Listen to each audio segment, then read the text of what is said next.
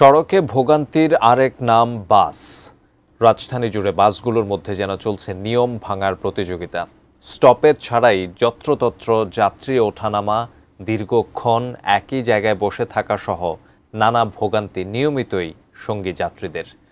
সড়কের শৃঙ্খলা ফেরাতে গণপরিবহনকে এক নেটওয়ার্কে আনার তাগিদ বিশেষজ্ঞদের। সোহেল রানার ছবিতে ওয়ালিউল সাকিবের রিপোর্ট।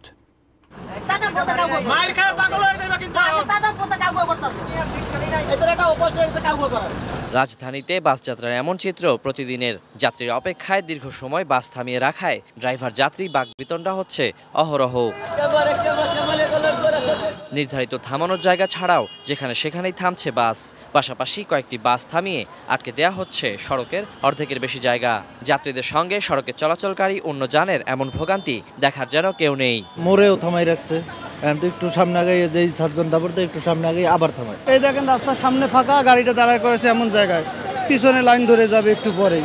এটা আসলে সমস্যার কারণ।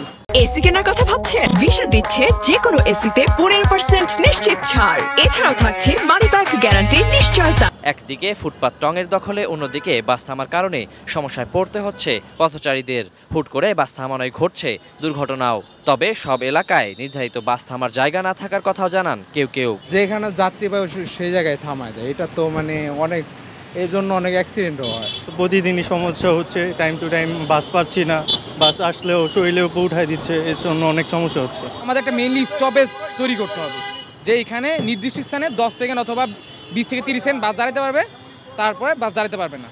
বাস ড্রাইভাররা বলছেন আয়ের নির্ধারিত লক্ষ্য পূরণে বাধ্য হয়েই থামছেন যেখানে সেখানে। যাত্রীদের বকাঝকা উপেক্ষা করেই করতে হচ্ছে সময় ক্ষেপণও। কি করব, আমাদের তো রাজস্ব দেওয়া লাগে, রাজস্ব না দিলে আমাদের তো আর গাড়ি দিবে না।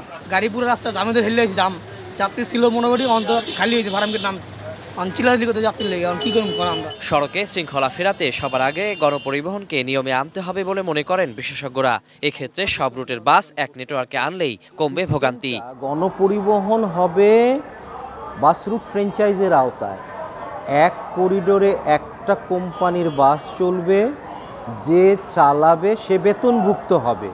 তাহলে সে যাত্রীর সাথে তার ইনকামটাকে চোখে দেখবে না, এবং কোনো যাত্রী হাত উঠালে পরে যত্রতত্র তুলবে না, কারণ তার ইনকাম বাড়বে না সেইটার জন্য। 193টা দেশের প্রায় 300টা সিটিতে যদি বাস রুট ফ্র্যাঞ্চাইজ থাকতে পারে, আমাদের হাতে পড়লে পারছি না আমরা, তার মানে আমাদের উদ্যোগের মধ্যে ঘাটতি আছে। সেই জায়গায় সংস্কার যদি করা যায় তাহলে এইটা হবে।